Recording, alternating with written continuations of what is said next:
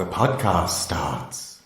Hello, dear listener, and welcome back to the podcast where we talk about horror. Sometimes we talk about other things, and sometimes we swear. I am TD Velasquez, but as always, you can call me Dan, and I am joined by an amazing 4-strong panel for the first time in a while. We have the power of 4. So first of all, we have Kirsty Warrer. Hello, Kirsty. Hello.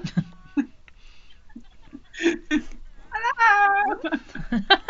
And there you will have just heard that. Yeah, we just had an intonation from Dr. Stella Gaynor. Hello, Stella. Excellently consistent. Yeah. I'm trying to work out exactly what that reminded me of. And finally, we have hello, Ian Winterton. I'm going to give you the cue, but you're not going to say it. No, I'm not. Say hello, Ian. That's totes cringe now. Yeah. Okay. We've moved on from that. Oh, don't say that. It's so wonderful to be able to see all three of you. You know, we are the 4 main hosts of this podcast, obviously with always sparing a thought for Howard, who's never able to be here, but in spirit is here, and in fact I'll be giving you a bit of a mention later on. But it's wonderful to see all 3 of you. How are you all? Kirsty, should we start with you? Okay, can do. I think there's going to be a theme here. I'm tired. Oh. I am tired. It is the middle of very long term. I was in London last weekend, down in that there London, doing family birthday stuff. Went to Fortnum and Mason's for afternoon tea. I love Fortnum and nice. Mason's. Which is lovely. But I'm just it was a lovely weekend. But I'm just very tired now, and I just want to sleep. So if you hear snoring at some point in the podcast, I've not said anything. I'll be asleep in the corner. I think there may be other suspects as well. On that note, how are you feeling, Ian? I'm tired. But because I've been catching up and I've been doing another draft of my script, and I've just been deleting words for 3 days now to make it long and to make it the right length, and it still isn't finished, and it's got to be in tomorrow. But I couldn't cancel you guys again. Oh. But also, it's because I went to Prague, which was actually full of horror stuff. I went to a house where John Dee used to live. Yeah. All right. It was kind of a bit hokey, as in it had lots of models of skeletons and fake cobwebs. But the history of it was genuinely the house where John Dee stayed, with some other necromancers and other things like that. And and one of the things is maybe Shakespeare, because there's references to an Englishman, and it's long been a legend that Shakespeare, during his missing years, inspired by Dr. Faustus from Marlowe, went to Prague, and that kind of led into some of his other spookier stuff.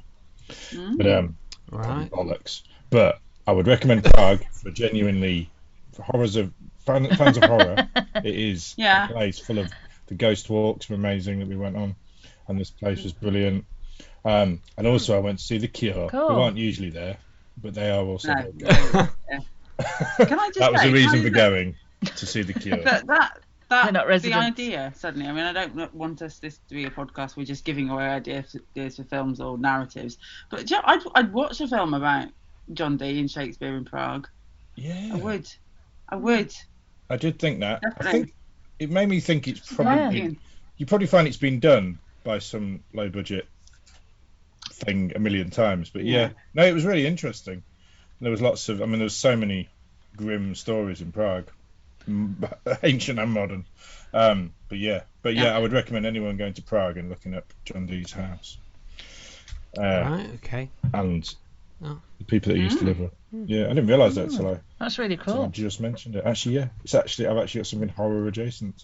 Yeah, fantastic. See, all comes together. Stella, how about you? Are you tired as well? Yeah.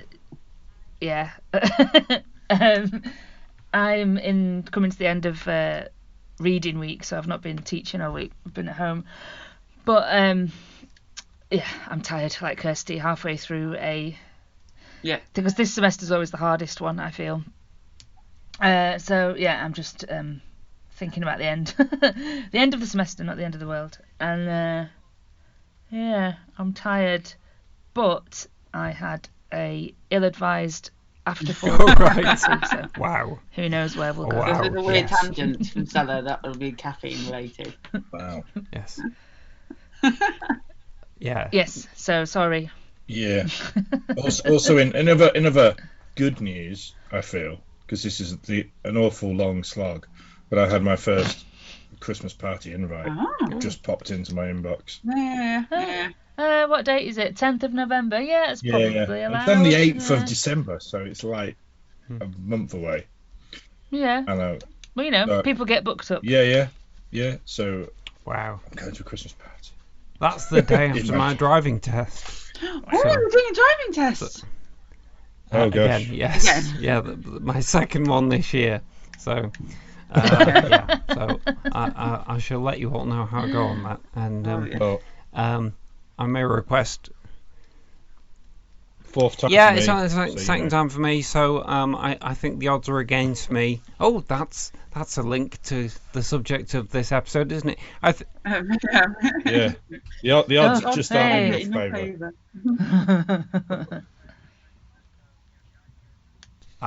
Before we go to the topic, has anybody got any news from the world of horror or anything that's they'd like to mention?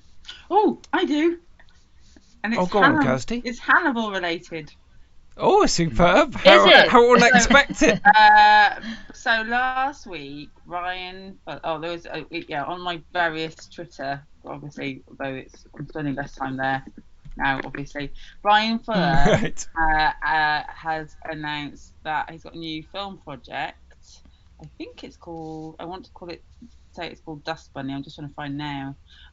But with starring Mads Mikkelsen. Right. So, Okay. Yeah, we're working together, and it sounds horror-y. I'm trying to find now, and it's like I'm gonna type in Brian Fuller Bunny, and I'm not sure what Google is going to give me now. Ooh, careful. Yes, Dust Bunny. That's what it's called. Yes. All right. Okay. So- Dust Bunny. Dust. Yeah, it's a horror film. They say. Right. So, Okay. Yeah. With Reuniting the Titans. Yes. Yeah. So, Cool. so that's kind of Right. that's nice. I should look forward to that. Obviously. That's fantastic. I shall put a link in the show notes. That's reminded me of a bit of news I've got. I'm involved in recording a second series of the sketch comedy podcast, The Faces at the Window at the moment. And I recently had to record a sketch which I didn't write, but in which I had to play a man a delusional man who believes he is Mads Mikkelsen. That was the concept. So, I found myself. Did you do an impression? Can we hear the impression? No, I did. I thought he's got to sound absolutely as unlike Mads Mikkelsen as possible, because his first line was, "I'm Mads Mikkelsen, I am." So I just did it in a sort of Somerset. "I'm Mads Mikkelsen, I am." That'll come out over Christmas anyway. For the listeners' benefit, there's nothing to link to at the moment, but I will put the links up with the future episode when that's out. Or for the last series, which I enjoyed very much. Oh, brilliant! Well, yes, and that's all still up there. So yes, we'll put a link to the previous series. And thank you so much, Kirsty. Yeah, that was fun. That was in the before times, before the pandemic. I know, but I think I listened to it in the in times. I think that's when I listened to it. I think I listened to it in the very similar time I was listening to The Sync, and it fitted really nicely with The Sync. Oh, that's wonderful. That's an amazing comparison as well. Oh, brilliant. Well, thank you, Kirsty. We're very proud of it. I'll put that link in there. Are you all listening to Danny Robbins's latest? Yeah, although I've not finished this yet. week. Yeah, I've not finished this week's episode yet. So, but No, I won't give. Well, obviously no spoilers, but our listeners should listen to that, because hopefully Danny said he's up for having another interview at some point. Yeah. And I'm going to see his play. I'm going to London at the end of the month to see another play and have a work meeting. And I've also, finally, I'm going to see Danny's play 222, A Ghost Story, on stage. I'm in the front row, and I have a feeling that the dark gap in between where my feet are and the stage will be actually the scariest place to be. Probably. Wow. Because it's empty spaces. Brilliant. It's supposed to be great, but yeah, I'm looking forward to that. But yeah, Ghost, I'm loving the Witch Farm. Mm-hmm. Well, I've not heard any of it yet. Well, like with Battersea Poltergeist, it's really worth listening to them as they go out live, because they get affected by the outside world, and they have special, people's tweets and discoveries come in. So it's good to sort of be listening to them as they go out. I'll catch up this weekend. Yeah. No, it's really good. Yeah, good reminder though. On Monday, aren't they? Monday release. Yeah, Mondays, Monday morning. Mondays. Right. Okay, that's my homework for this weekend. Yeah. I always save mine so that I can go for a spooky walk. It's like, it's only half an hour, and if I just listen to it in somewhere non-spooky, then I've wasted it. So I always wait till I go out into the misty woods, and if it's really good, I have to turn it off. But you feel like you're being followed. It's a good sign. It's like a sign that something's good if it makes you feel like you're being taking followed. Your headphones off. Yeah. or you jump if a jogger goes past or something, or a dog walker. All right, mate, calm down. Yeah, fantastic. All right, so that's a definite recommendation. Definitely. Yeah. I shall put that link in the show notes as well. Yes. And, and I'm very jealous that you're getting to go to see his play, because I'd love to see that. I know. Well, when I found out I was going to London, I thought, could I actually book in another play as well? And I could. So I have. Oh, that's good. So. Yeah. Cool. But yeah. Brilliant. He's living his best life. Yeah. Okay, folks, I think it's time we talked about the actual topic of today's episode. So it's a little bit horror adjacent, this topic, although I found it a rather horrific movie while I was watching it, but I also became aware that it is often described as an action film. It is The Hunger Games, which incredibly is 10 years old this year. It came out in 2012. In case you're not familiar with this movie or with the novel upon which it is based, I am going to read out a summary of the plot, what I wrote myself. Jennifer Lawrence plays the wonderfully named Katniss Everdeen, a teenager living in a future version of North America which has become an authoritarian state named Panem, a name derived from the Latin phrase Panem et circenses, meaning bread and circuses, one of many references to ancient Rome throughout the story. I have to admit, I didn't know that all along. I had to look it up. In Panem, the decadent capital under President Snow, played by Donald Sutherland, rules over 12 districts that have numbers, not names. 74 years previously, a 13th district attempted to rise against the capital and was destroyed, and for every year since in this bread and circuses state, the titular games have been held to remind the remaining districts of their lowly place. Every year, each of the remaining districts has to offer up 2 tributes from among its young. The 24 tributes are then placed in a vast, specially designed arena and made to fight each other, a contest screened for the entertainment of the masses, and there can only be one winner. At the reaping, the selection of tributes for the 74th annual Hunger Games, Katniss's younger sister Prim is selected to represent their district, but Katniss saves Prim from this fate by volunteering as tribute in her place. Katniss and fellow District 12 tribute Peter Millark, Josh Hutcherson, are then prepared for the coming ordeal by Capitol Representative Effie Trinket, Elizabeth Banks, former champion Haymitch, Woody Harrelson, and fashion guru Cinna, Lenny Kravitz. When the games begin, incessantly watched over by the Capitol's indolent elite as well as by the working people of the districts, including Katniss's boyfriend Gale, Liam Hemsworth, It soon becomes clear that Katniss and Peter's best chance to win the affection of the viewers and to survive the games is to convince the public that they are not merely compatriots, but star-crossed lovers. Meanwhile, they must fight for survival not just against tributes like themselves, but against 4 volunteer tributes from wealthier districts known as careers, who have trained their whole lives for the games. Before we begin our discussion, which likely will contain some plot spoilers for The Hunger Games and its sequels, so if you haven't seen those movies, beware, go and watch them now. Have a listen to the trailer for the 2012 film.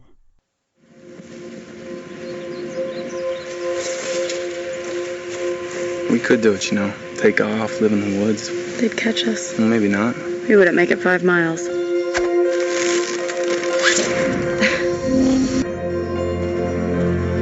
Welcome, welcome.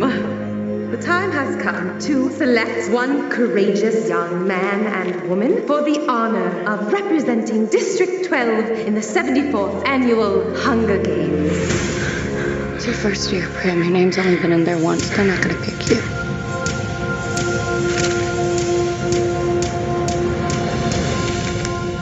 Primrose Everdeen. Prim! I volunteer! I volunteer as tribute. Our tribute, Peter Malark and Katniss Everdeen. They just want a good show. That's all they want. There's 24 of us, Gail. Only one comes out.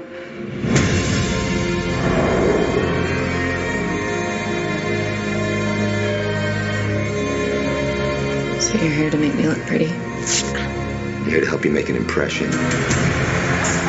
And so it was decreed that each year the 12 districts of Pan Am shall offer up in tribute one young man and woman between the ages of 12 and 18 to be trained in the art of survival and to be prepared to fight to the death. This is the time to show them everything. Make sure they remember you. I just keep wishing I could think of a way to show them that they don't own me. If I'm gonna die, I want to still be me.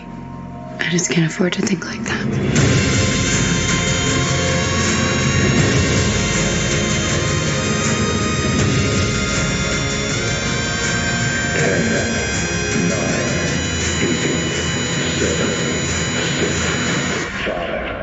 4, 3, 2, 1.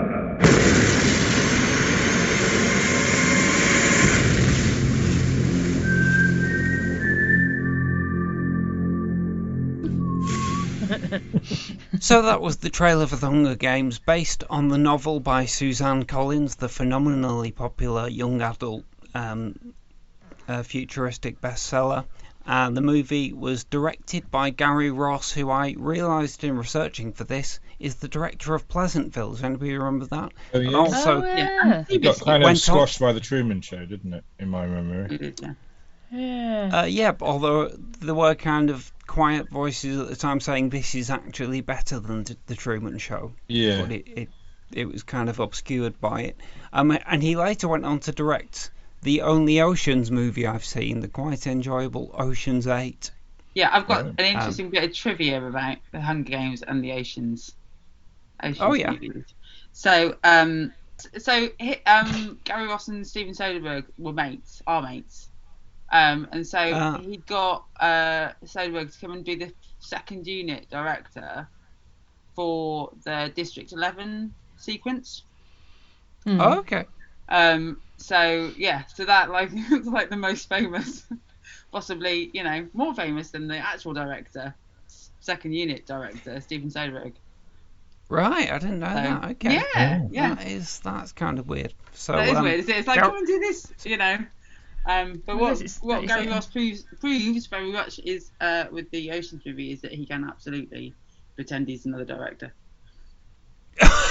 Right, that's a sort of backhanded compliment. Okay, we'll get into that. But yeah, I would, if I'd not just read it, I wouldn't have connected these two films stylistically. So Gary Ross directed it and co-wrote the script with Suzanne Collins and Billy Ray. We've got a really interesting cast, including, as I mentioned, Jennifer Lawrence, but also Josh Hutcherson as the other tribute from the same district. One of the Hemsworths. I love Peter. New Witcher. Is it Liam Witcher? Yeah, New Witcher. Yes. Hemsworth. Oh, is he? Oh, Yeah. right. So has Henry Cavill stepped out of that? Yeah. Okay. Oh, I didn't know. Yeah. And also Lenny Kravitz and Yes. Elizabeth Banks and Yeah. Woody Harrelson Mhm. and Donald Sutherland as the president. Sorry, And- Kirsty? And, Don't forget the star of the show.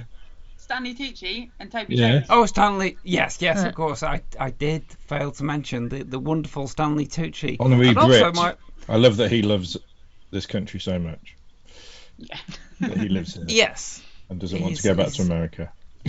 He's very comfortable, isn't he? But we've also got Toby Jones in this movie affecting an American accent as one of the other TV pundits, which is rather nice. I'm always glad to see him. So that's the movie. I think let's do a quick rundown. I've only seen this one film. I'm familiar with the book, the contents of the book, because I've recently done some work on it with one of my students, but I haven't read the book. Have all of you seen obviously you've all seen the film, but are you all familiar with the other films, the books and so on? Yeah. Not hugely. Yeah. I've lost track of which other films I've seen, which doesn't say much about my engagement with them. Right. But I've kind of watched them with my children. I've watched the first one quite a few times and really liked it, and then my interest has kind of tailed off watching them with my children to the point where I probably was doing other things while they were on. Whereas the first Stella, film I was solidly into. Okay. But, Stella and Kirsty, you're much more into these films than we are. Is that me just not paying attention, or is the first film massively better? First one is better. It is. They really wanted to rush the as you know, as studios do. So it was Lionsgate. They really wanted to get the sequels in as soon as possible. Gary Ross initially said, "Okay, I'm on board for that," and then he really wasn't happy with their schedule, and so he backed out. So, and then I think the rest of it is Francis Lawrence, who directed Jennifer Lawrence in Red Sparrow. Yeah. And I remember okay, even my kids sort of saying, "This is like a TV episode, like it's ended halfway through." It's like didn't feel like a 2-hour movie; it felt like an episode, which some people have argued that's actually what modern TV does. That's something that doesn't put kids off in the same way as it might have done. If we're just old and thinking Star Wars has to be like chapters of epic stuff, Lord of the Rings has to be epic stuff, and they're more used to let's watch like 50 Marvel movies that all feel like 2-hour TV episodes. So maybe that's just the new cinema, and the Hunger Games was just ahead of the curve, or maybe it was just lazy and they were churning them out. Well, seeing as we've gone to discuss a kind of the overall franchise, I just wanted to read you a detailed and insightful review that our friend Ross Kelly sent to me of the entire Hunger Games movie franchise. He says, "First one good, others pants. That's my view." Shit sandwich. So Stella, you read the books as well, haven't you? Is that also true of you, Kirsty? I've not read. I only read the first book, and then was like a couple of different people went that the other ones are not as good, like, and it, sort of diminishing returns. So I just thought I'm not going to bother. Okay. So, sorry. I think I read overviews of them. That's not the same thing right now. Well, I mean that's fine. So I've seen only the first two films, and we're going to be discussing the first film in detail in the same kind of way that we justified talking about the Lord of the Rings in horror context. The first one is the scariest. In the Hunger Games, I thought the first one had a sense of real oppression about it, and I wasn't really I didn't come to it expecting an action movie, so I didn't really read it like that. I mainly just felt the kind of oppressive, joyless dystopian atmosphere. It actually reminded me a bit of the Handmaid's Tale. Yeah. And when I went to watch the second film, which I also enjoyed, there are hints in that the dystopian hopelessness kind of lifts a bit too easily, which is why I didn't go on and watch further. But certainly in the first one, it's got this great, this very, very convincing dystopian world, which you can't really see a way out from for the kind of heroic, sympathetic characters. Kirsty, should we start with your point of view? Because I know that you find the dystopian aspects of this movie particularly interesting. Yeah, well, I think... where do I start? I think I'd read the book before I saw the film, and I think I read it because I knew the film was coming, so I thought, okay, well, this is clearly a thing.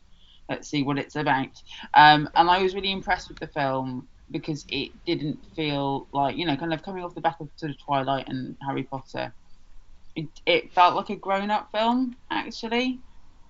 It didn't feel like it was, pandering to its youth audience, and so I really liked it because of that. And what I found, I know it's in the books, but I think because of the way that the books are structured, as in they're kind of first person, and you only get Katniss's, point of view, so you don't, that sort of sense of world building is not there in books in the same way. I thought they did a really good job of sort of using lots of kind of historical references to sort of build the dystopia. So like the reaping sequence at the beginning is, I found horrible just because of it. The kids in those 1930s kind of clothes being processed, in this big concrete horrible space. It just, deliberately.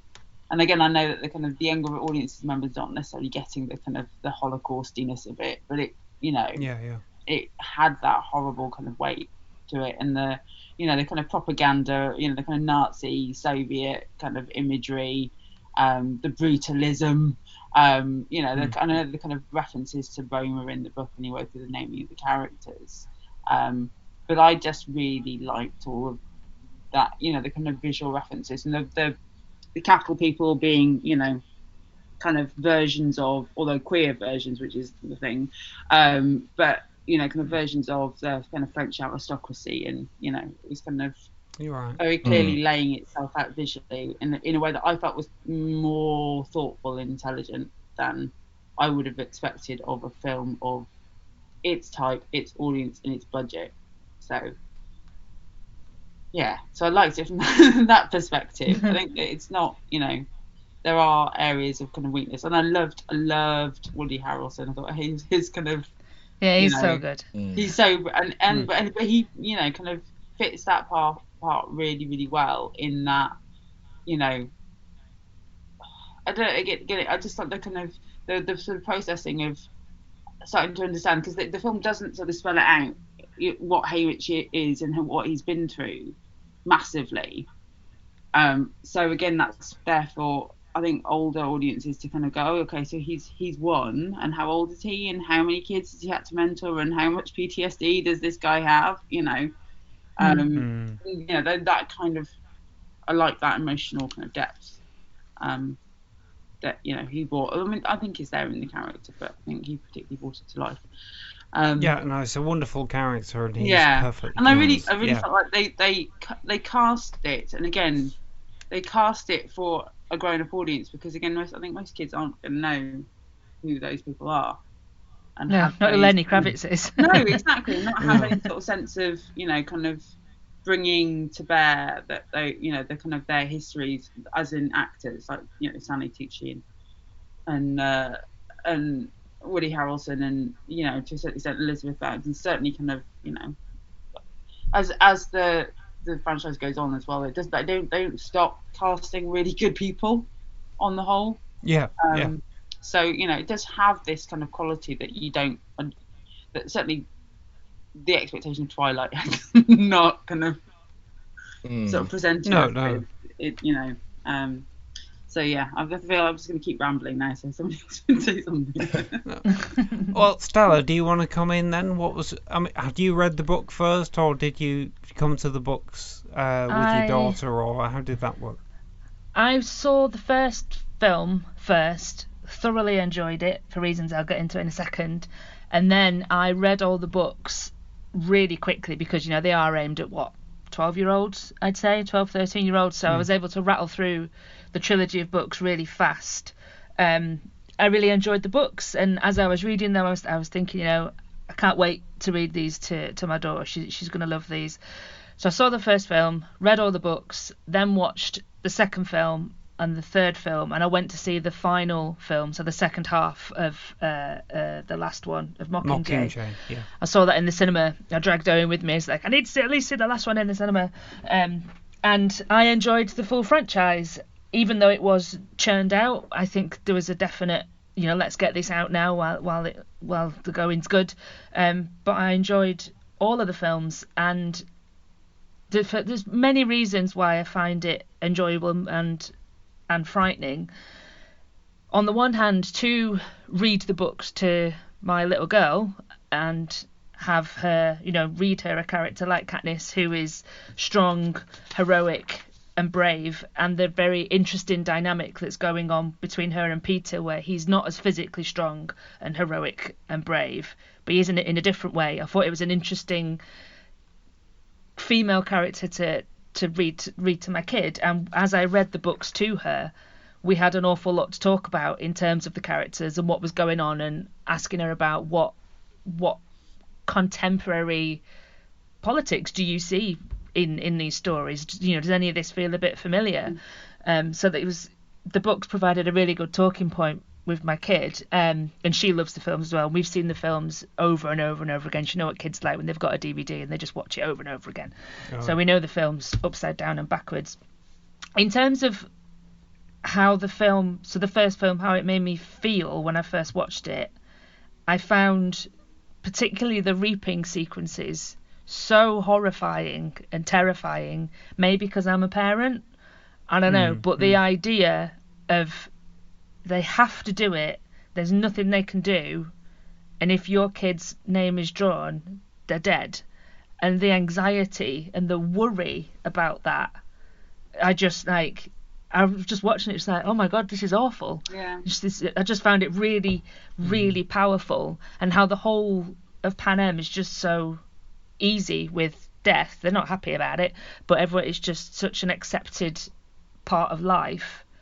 And I think maybe just because it's kids, and then when you have the sequence when they first arrive in the arena, they go up through the tubes and there's the bloodbath fight, and there's like a 17-year-old teenager hacking up a kid who's clearly only 11, and it's oh god. And it's all of the horror and anxiety in that I still find really bothersome when I watch it. Like, I'm still sat there going, oh, this is really, really uncomfortable.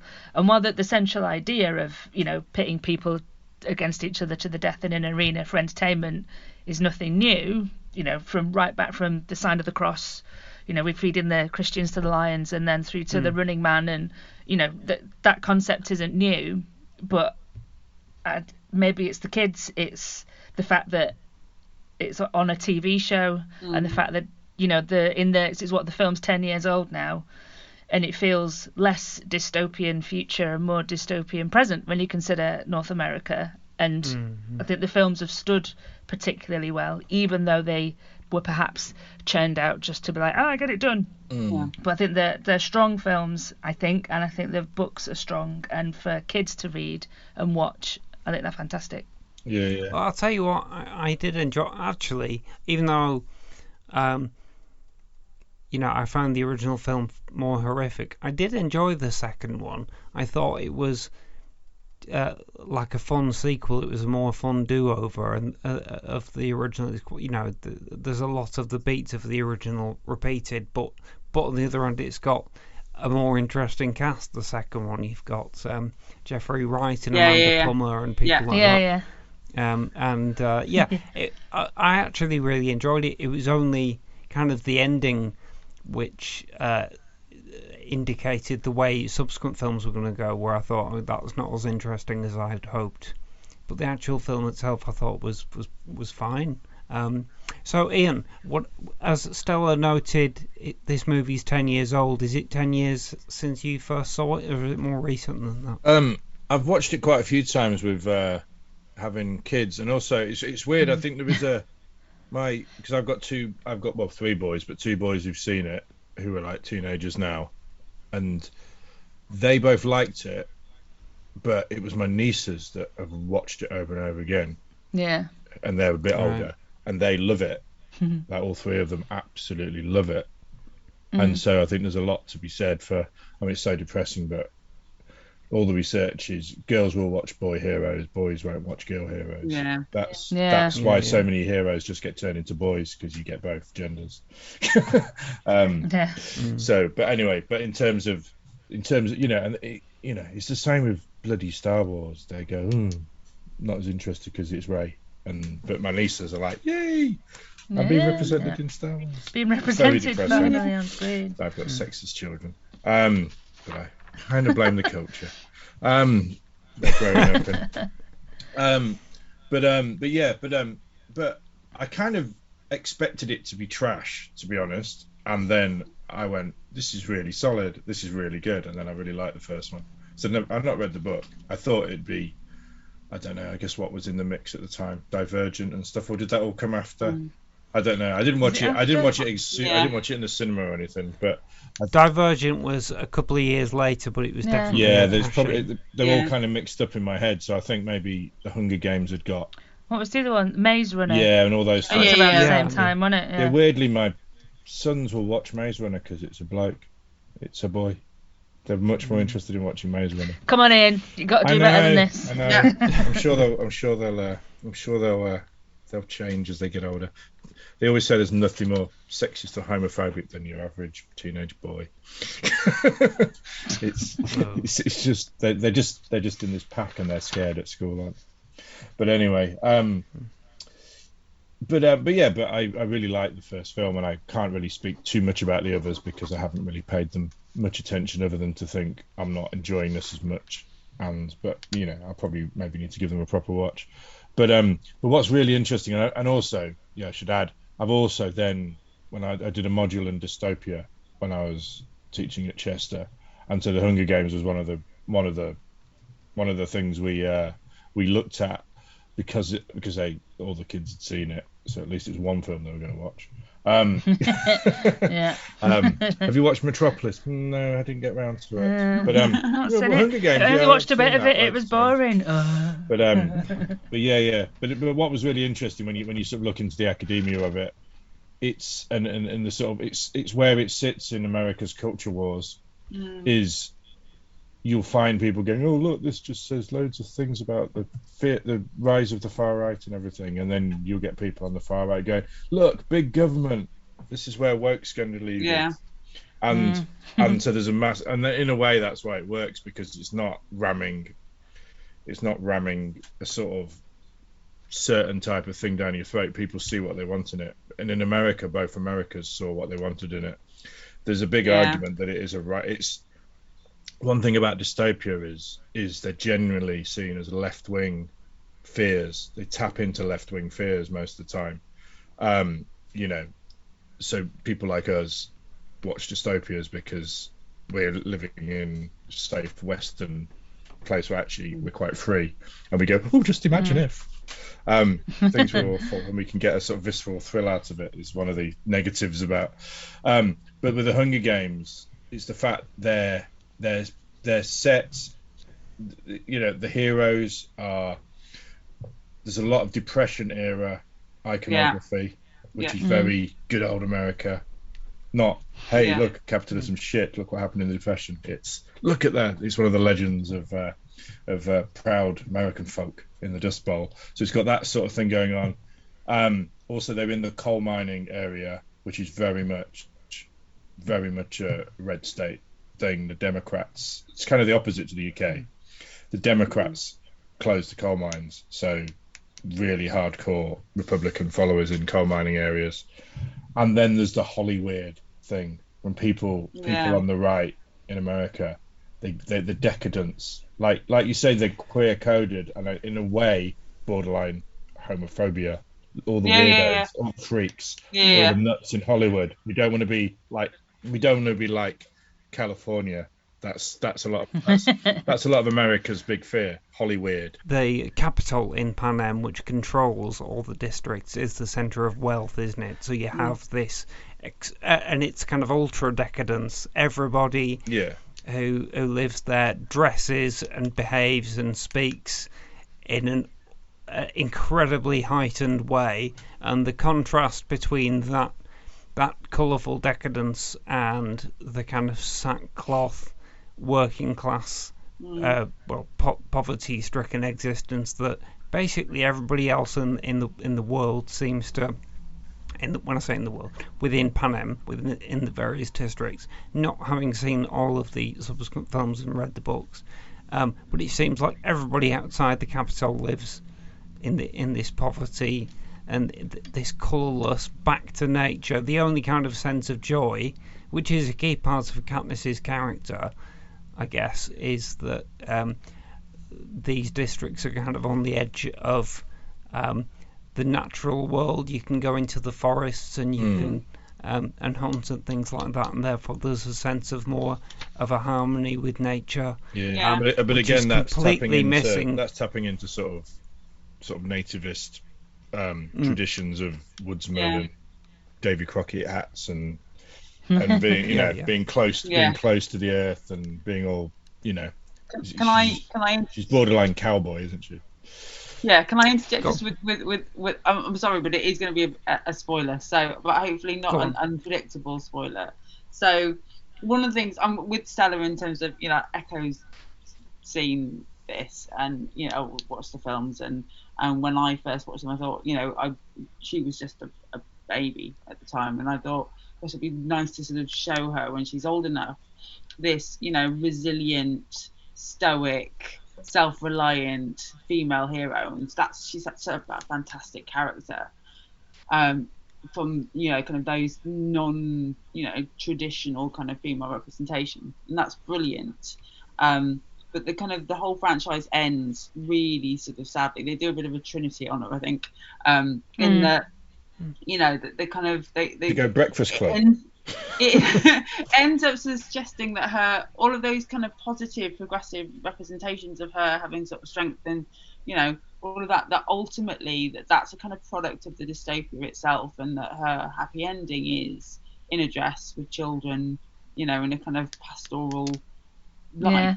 And that's just and it's just like, but that's not, that's not what she wants. She says at the beginning, I'm never having kids. And it's like, don't. Oh God, is that again is that's quite regressive and reactionary in that that's obviously set up as her flaw. No, you're going to be a lovely American homemaker. Absolutely. That's where you're going. That whole ending of it is shot in a way that is very much encoded to be read as this is everything now in this world is lovely and fine, and and she can be a proper woman now because she doesn't have to worry about fighting the system and the oppression. She's no longer oppressed. Look at her in her lovely dress and with her children.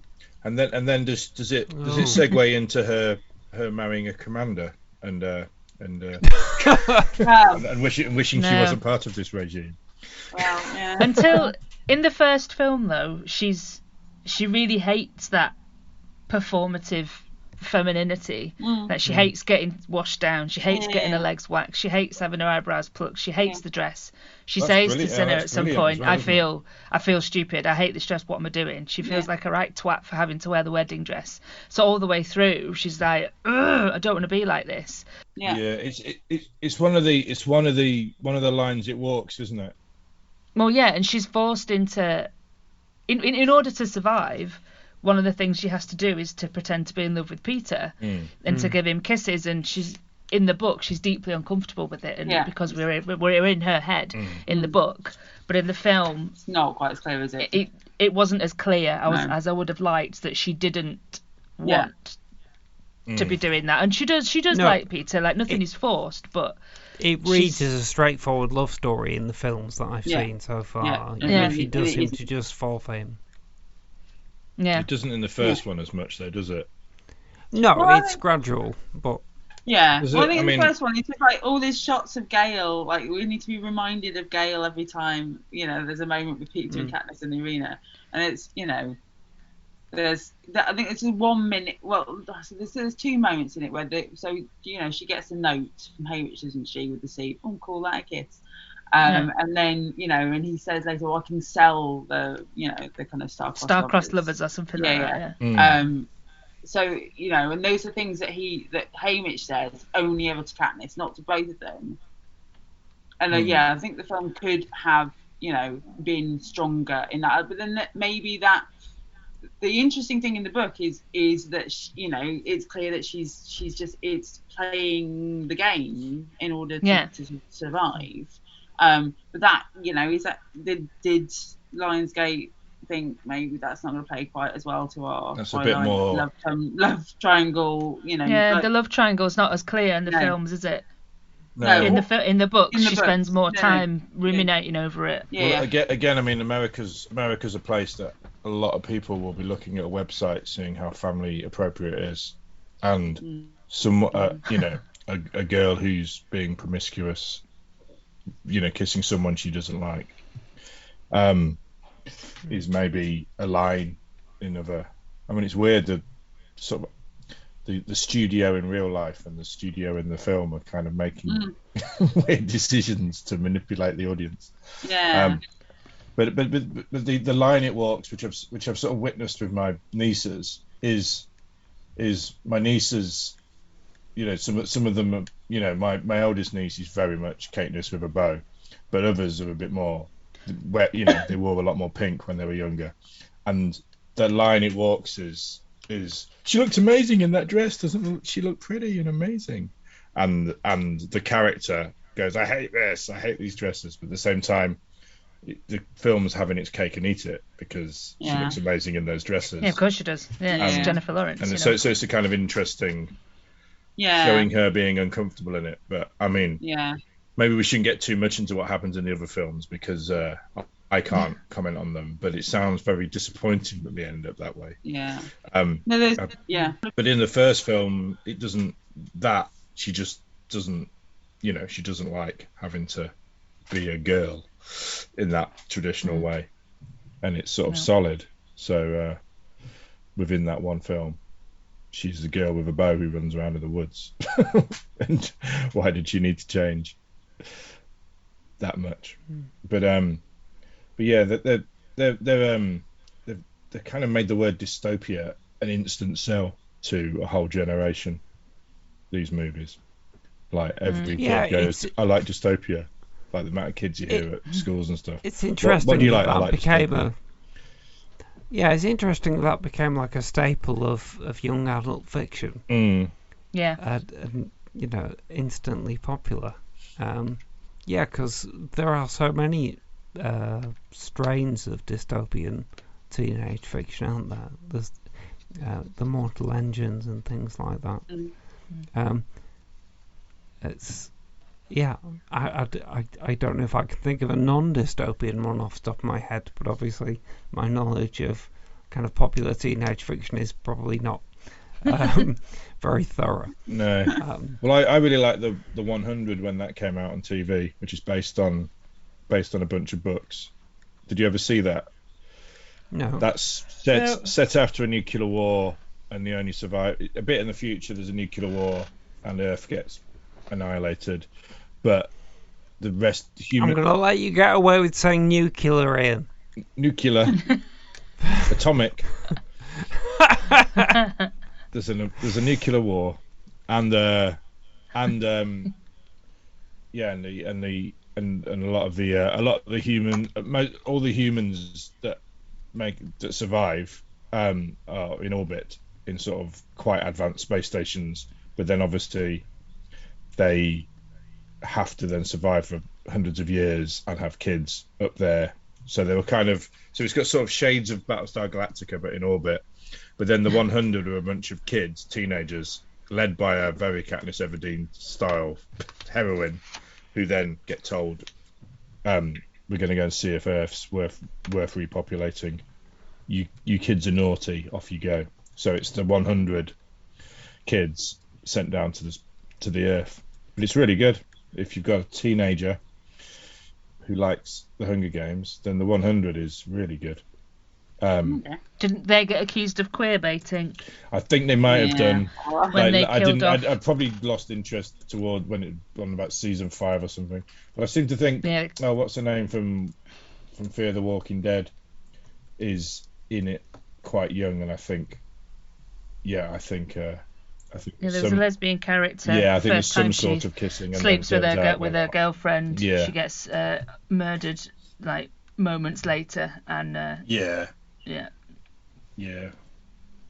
lesbians must be killed as soon as they fall in love. One of them must die.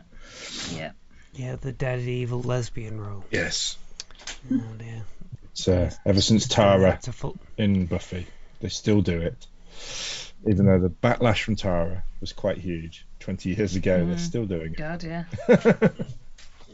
Gee.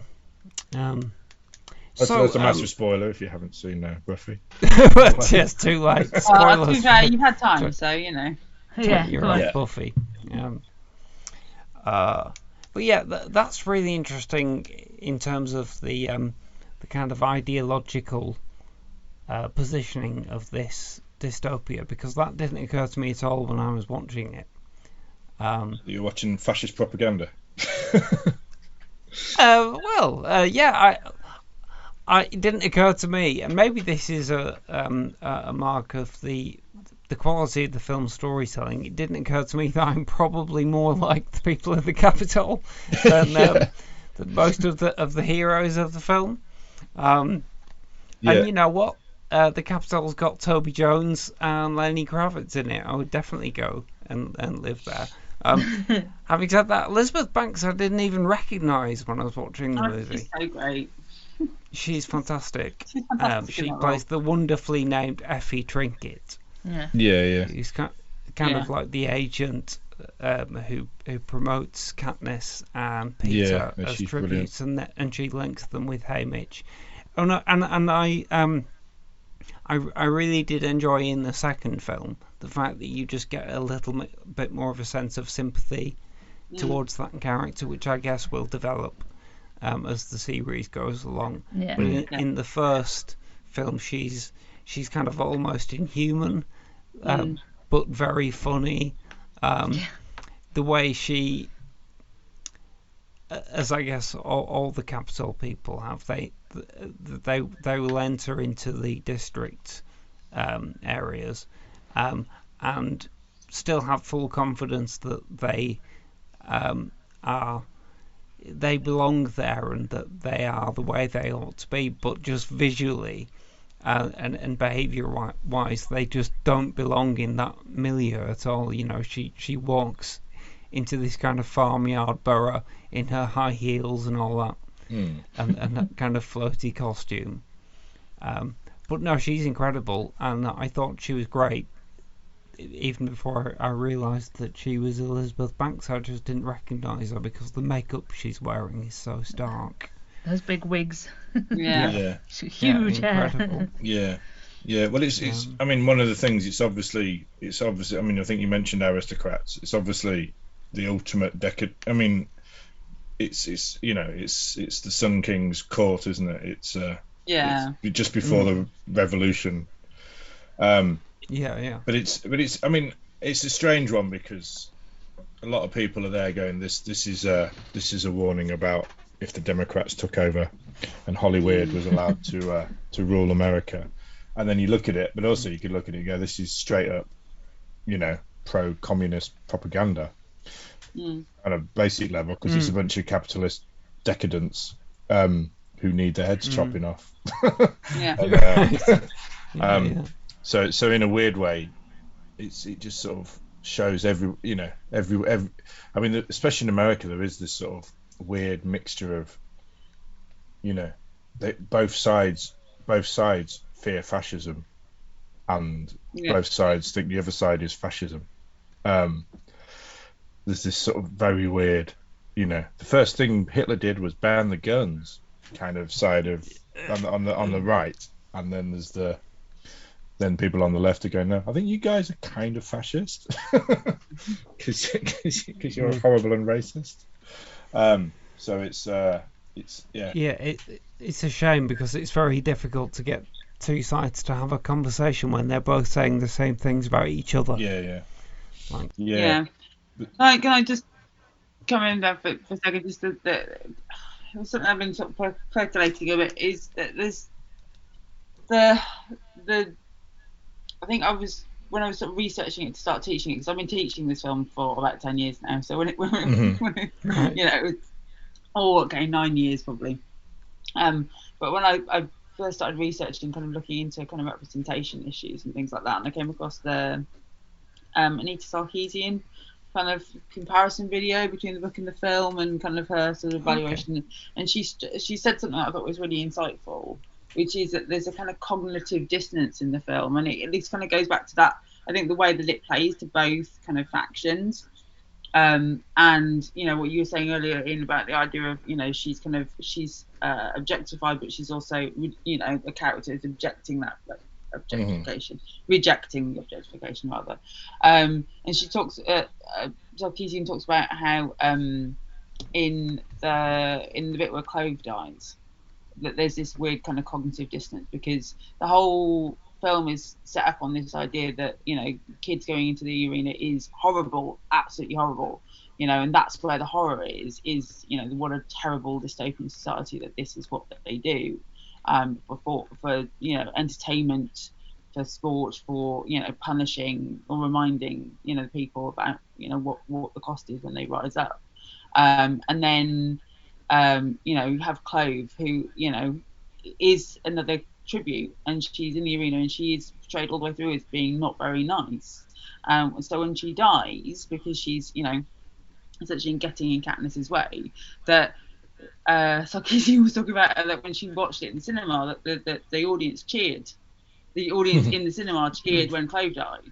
And she just went, what is happening here? That either you have to be consistent about the message, which is children killing children is horrible and they should all be treated the same, or you're saying that it's okay in certain, and even like Kato at the end, he gets a sympathetic ending because he has this big railing against the I was always going to die, and I've always and so she's the only one that in the kind of world of the film has this death where we're expected to support it and like it, and and I that sort of started me on the track of thinking about throughout the film, all of the deaths that Katniss is related to, either directly or indirectly, and we're always on the right side. She's always on the right side of it. She's it's like, I can understand. She didn't actually kill Glimmer. It was just like a product of her getting out the tree, and she kills Marvel, but only because he's already put a spear through Rue. So that's kind of its retribution. And then Kato, it's a mercy killing, so that's okay. So she's responsible for 3 deaths in the end. But they're all like, oh, it's acceptable. And I just thought it was really interesting, that idea of, because either the deaths are horrific because they're children, or they're not. You shouldn't really probably be playing with where the line is on that one. Yeah, well, even though it's fiction, we're watching, we're getting the same thing as the Romans did out of gladiators. Even though we know it's made up. Yeah. And I guess. Yeah, absolutely. I guess in a way that's also just as we're guilty of objectifying them as the film objectifies them, we're also guilty of going cool violence. Look at these kids killing each other. That's fun. Although I have a fun anecdote. So one year, I think it's Interfilm or Film Club or whatever the national kind of film education. Oh, it was film education at the time. Agency was. They used to do these days where you could take groups of students and schools could go to the cinema, and there'd be a program of films on. So one year it was the Hunger Games, and my year 13 students were studying the Hunger Games. So I thought, okay, take them down there. We went to Cineworld. We were a group of 30, and the cinema was completely packed out with 2 rival secondary schools. And there was a minute in the middle of the film where the Hunger Games wasn't on the screen anymore. It had come into the cinema, and there was a big kick-off, a big actual fight, and teachers had to get involved and pull these kids apart. Oh my god. So that was much more kind of, real world, visceral experience of watching the Hunger Games than I was anticipating. That's hilarious. It was. Wow. Yeah. No, I mean, I think that's one reason the dogs come in at the end as well, isn't it? So we get a peril that we can all be comfortable with as well. They're like in the film, they're much. In the book, though, they're much better. In the book, they're mutts, but they're mutts of the dead tributes. Oh my so God. each one looks a bit like them. Yeah. So that's Really it's truly horrifying in the book. Well, that'd be much better. But in the film, they're just like that's always the nasty-ass weakest bit dogs, for me. aren't The CGI. Yeah. CGI that somehow comes. I mean, how advanced are they? They just make living animals out of thin air. I know you can make CGI that looks like CGI, but you make living animals like something from the year 3000 in Star Trek, like living nanotech. It just seemed like a big jump for me to have CGI that in the book was real. In the book, Katniss realizes, doesn't she, that one of the mutts is Glimmer, because it's got blonde hair and stuff, and she has this moment of realization that they've taken the children's corpses and mutated them to attack at the end. And that would make sense, and also intense. wouldn't be like this weird CGI holodeck, like, but also solid CGI is quite far too much far for the advanced. audience. Yeah, because what's Kirsty, the what film got? Has the film got a 12 certificate? So they in the UK they had to make some changes, so they had to darken bits and take some of the sound in the opening of the games. They have to took out some of the for example, so the version that you can currently watch or used to be able to watch on Amazon is the American cut, and it's got all the digital blood, which I didn't realise. Yeah, that's the one on Netflix now. Showed Echo. It was like, oh, this has got much more. This is much more bloody. So they took all that out in the UK to make it. Yeah, so that I remember my son's going, cool. There's quite a horrible decapitation, isn't there?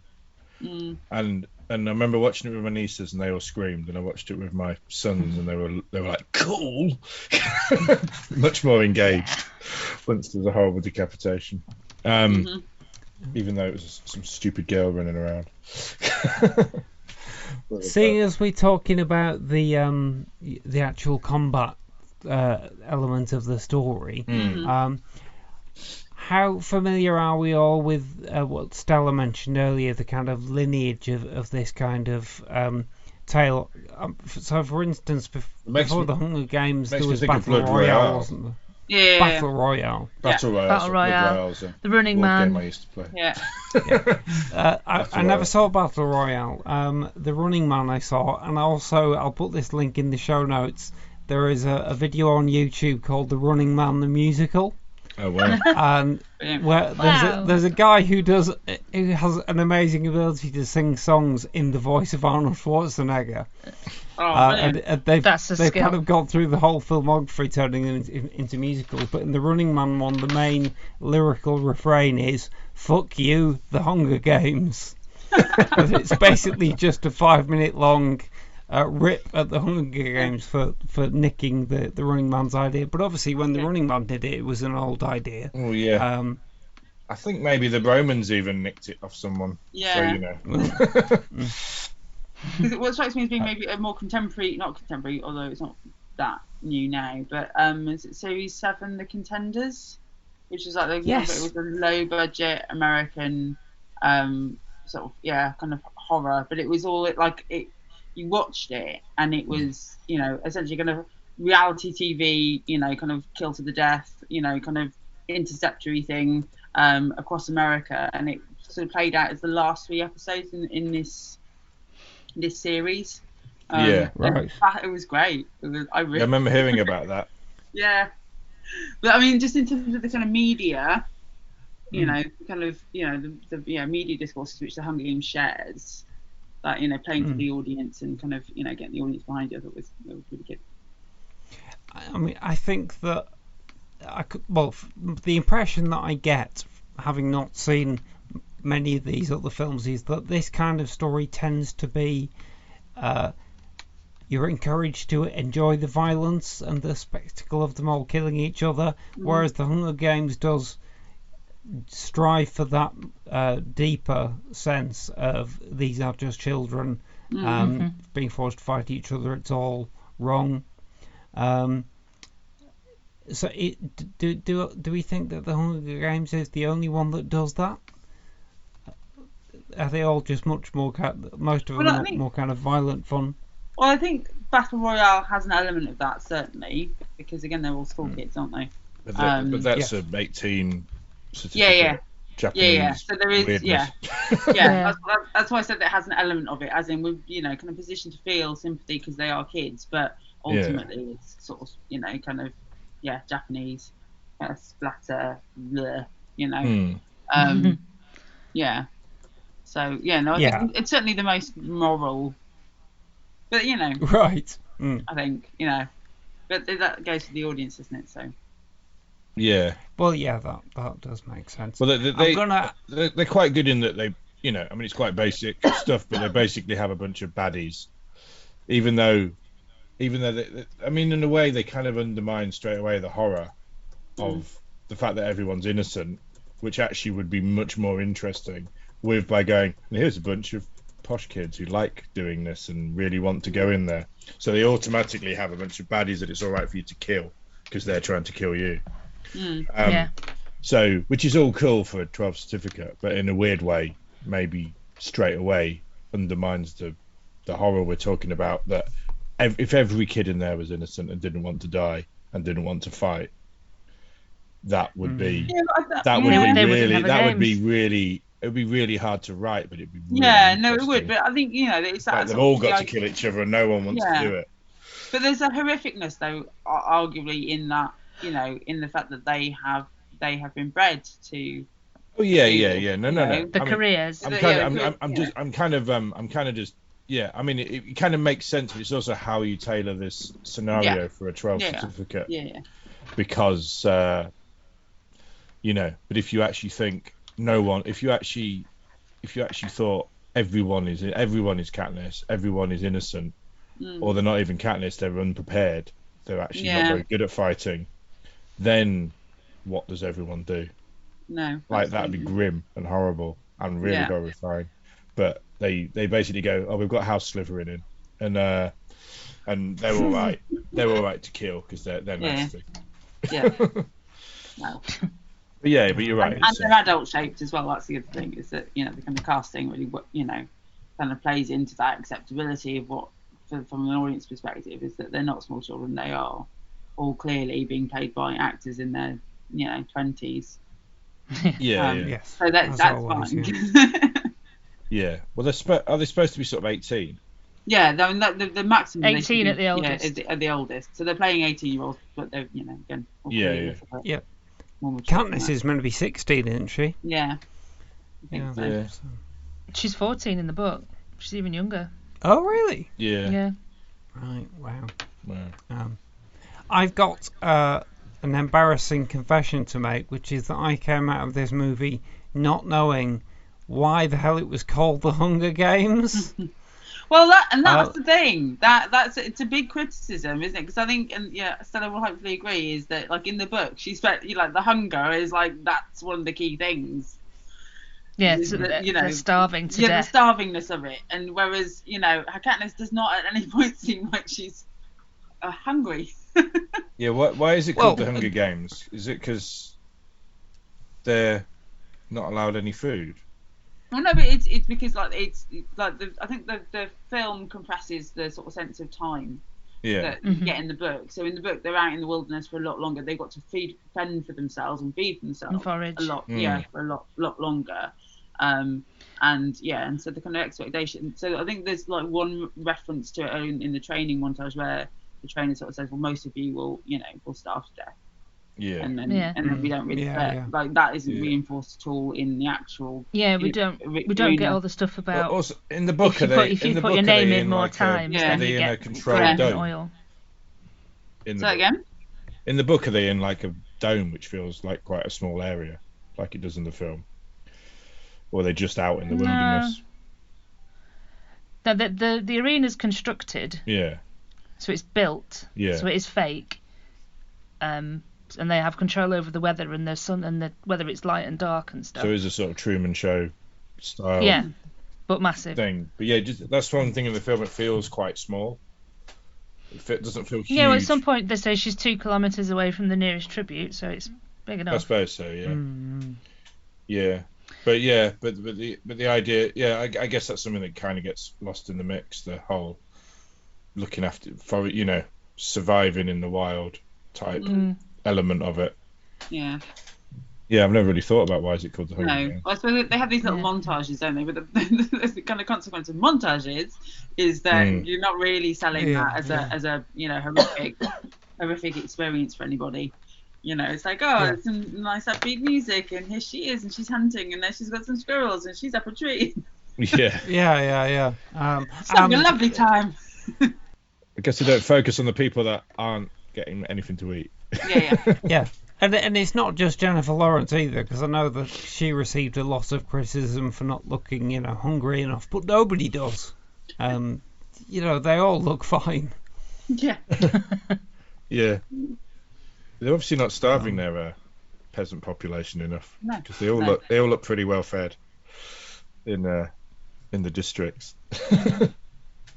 Well, they can't do anything except make food, can they? I mean, that's probably just eating bread by the look of it. They're not. Yeah. They don't get to treat themselves. Oh dear. Yeah. But okay, so if we wrap up on the Hunger Games, then is there anything any of you would like to say before we finish on that? It's been a really interesting chat. I'm going to watch the sequels at some point properly, and maybe by myself without kids screaming and being bored and texting and. Yeah. And it helps watching anything, really. Well, yeah. But it does really affect how you see a film. If it's fine if they're really into it, but if they're vaguely drifting, you don't know. Is that the film's fault or is it my child's fault? Child. Yeah. Or a bit of both. But I just like to. Can I just mention, because we haven't all the way through, and it's Wes Bentley who my reckoning didn't like was American Beauty, and then suddenly he's in the Hunger Games.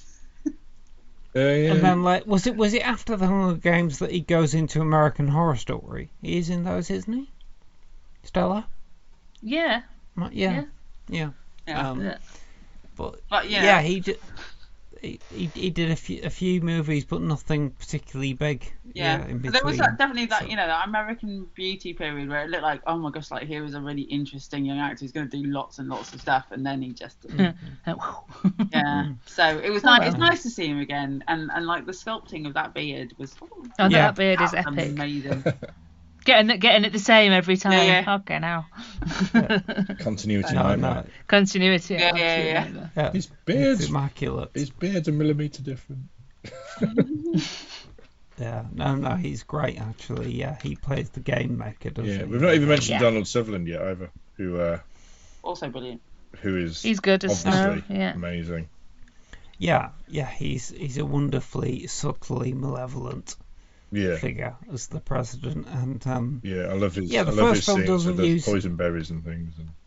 Yeah, it really doesn't overuse him in the first film. No. That's really good, and you get a bit more of him in the follow-up, but still doesn't. Still uses him quite sparingly, and he's really effective. I mean, what a movie star. Yeah. And a great role for him.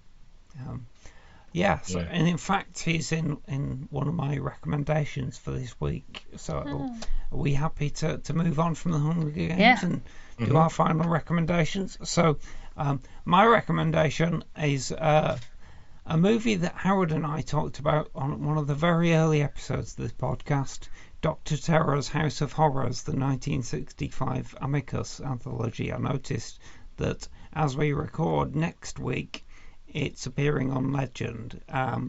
You might have missed that chance to watch it by the time this episode goes up, but it's often on there. It's also on a number of streaming services, including, I think, some of the free ones. It used to be on Shudder. I think it's probably even on YouTube.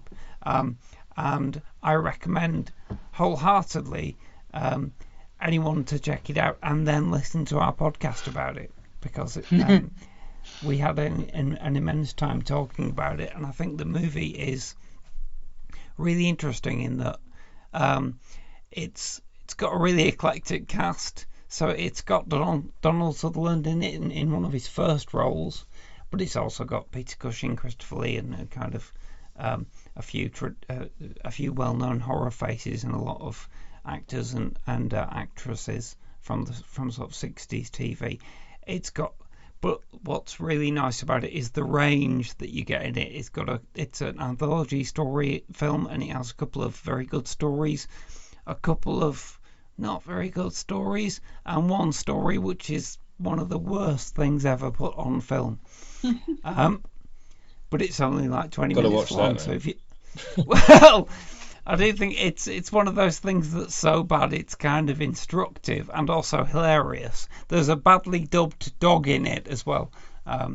It's the first movie where I realised that, wait a minute, those animals are not making animal noises, they've been dubbed by actors. So like there's a dog that goes but apparently that was quite common practice, and maybe still is. Maybe those kind of voice actors are much better, and we just never notice. But so that's my recommendation. I also want to mention that off the back of the Hunger Games, I started watching The Handmaid's Tale again. As I said, the kind of oppressive dystopia just reminded me of that, and I'm actually a few years behind on The Handmaid's Tale, and the whole series is currently on all 4.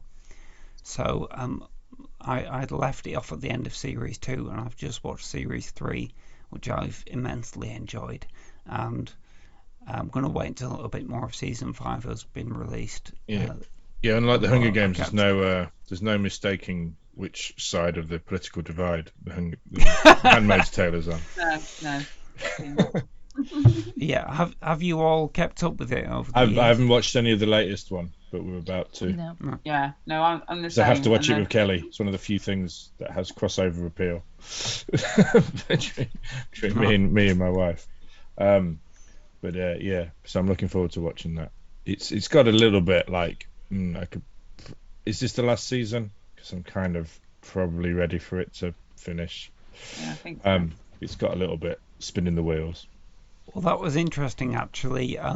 Seeing as we had a micro review of the Hunger Games from Ross earlier in the episode, I was talking about The Handmaid's Tale to him, and he's not watched it since the first series, and he said, "How many series are there now?" And I said 5, and he said, "It's not really The Handmaid's Tale then, is it? It's more like The Handmaid's Epic." No, it does generally expand the universe, and in quite a way that I want to keep watching. But it has occasional storylines which are like so quick. It's a bit like, why did you bother with that one? Like they go to a new setup on a new thing, and it's like, oh, is this going to be like a whole new sort of scenario, and then it's done and dusted by the next week. It's a bit like, oh, okay. So it's quite bitty in some places, but then I like how much it involves Canada and where it's heading towards in a sort of more geopolitical way. But it does tend to go, okay, why is she still in America, in Gilead? Why? She's given quite a few opportunities to not be in Gilead anymore, and it kind of stretched my credulity that she wouldn't just fuck off to Canada when she had the chance. But I'm really liking The Peripheral at the moment, which isn't horror, although it has some quite horrific. It has a brilliant bit with someone having their eye taken out, so it's got some quite horrible bits. Is that on Amazon Prime? It is, isn't it? Yeah, Amazon Prime. Yeah. And I also mention it because I kind of went, oh, this is really good, and it's from the guys who did Westworld, and then the reviews have been awful. Loads of people just hating it, and so I'll mention that I really enjoying it, and it's one of the series I'm like, can't wait for it to come on, and is that and Andor, which is also not horror, but I'm loving Andor. Yeah. Oh, really? That's another one that most people absolutely hate. Well, I've they're not wrong. heard anything It's good about the best of all of them. It's the best of all of them. I agree strongly. Absolutely brilliant. Right. Well, I'll tell you why it's good though. Like, my kids love Star Wars, and they love nearly everything that Star Wars produces, and they really love The Mandalorian and Boba Fett and all those spin-offs, and Andor they call boring. This is Star Wars for dads. So it's the one of them that they've decided they can't be bothered to watch because nothing happens, and I'm there going, but it's Stellan Skarsgård being amazing. Yeah. And Diego Luna, and it's got Andy was in it. Serkis in it later on, being absolutely amazing as well. So yeah. So that's what I'm watching. Not much horror. Kirsty and Stella, have you got any recommendations before we finish the episode? Only Guillermo del Toro's Cabinet of Curiosities, which I've been quite enjoying. I've not seen all of them yet, but the ones that, again, sort of standalone anthology kind of horror episodes that are, of horror of different types. They're all so far been very, very different. He's really, so we've got episodes directed by people like Jennifer Kent, Anna Lindley Amirpour, Vincenzo Natali, right. and Guillermo Navarro, amongst others. And I've really, really been enjoying those as a sort of, horror fix. I've discovered those I can't do two in one evening. Like, it's very much like a one is enough. Is it quite dense? And then something light. Yeah. Yeah, a palate cleanser. What stream is that on? Disney Plus. It's on Netflix. Oh, wow. Oh, Netflix. I'll key that up. Sounds great. Okay. God, we're spoiled, aren't we? We are spoiled. We are amazing indeed. entertainment. How about you, Stella? I'm watching The Watcher, and I'm thoroughly enjoying it. That's on about Netflix, halfway through. isn't it? Yeah, about halfway through, and it's very, very good. I wanted to watch more, and I haven't yet, and I'm going to. But I was a little bit. The reviews of that have been terrible as well. Reviews. Who cares? No. But I did find myself going. Not entirely convinced, but I am definitely going to go back to it because I really like the actors, and I really like the sort of general weird feel of it. So I'll report back when I've watched episode 2. Naomi Watts is. Okay. I'd love Naomi Watts. Just do. Naturally. All right, everybody, that's all our recommendations in, and that's the Hunger Games. So that is the end of this episode. Thank you so much for your contributions, and I'm gonna go get something to eat now. May the odds always be in your favour. Me too. Yes. I'm gonna go back to writing my fucking script. delete. Oh dear, well, good luck. All right, well, and thank you, listener, for listening, and we'll be back with, I'm not sure what, but very soon. All right, thanks, everyone. Walking Dead. Bye-bye. Bye. You have been listening to And Now the Podcast Starts. Produced and released by Ambidextrous Solutions Limited. Presented by Stella Gaynor, Kirsty Warrow, Ian Winterton, and T.D. Velasquez. Special thanks to Greg Hume for our original theme music, and to Brian Gorman for our original artwork. All dialogue and music clips from films, TV shows, and trailers are used for the purposes of criticism in the spirit of fair dealing as defined in UK law and fair use as defined in US law. No copyright infringement is intended. Please visit our home on the web, www.andnowpodcast.com, for more content and contact details. Or visit our Facebook pages at AndNowPod or at Lee Cushing Pod. Follow us on Twitter at AndNowPodcast or at Lee Cushing Podcast. If you'd like to donate to us, please visit patreon.com/AndNowPodcast.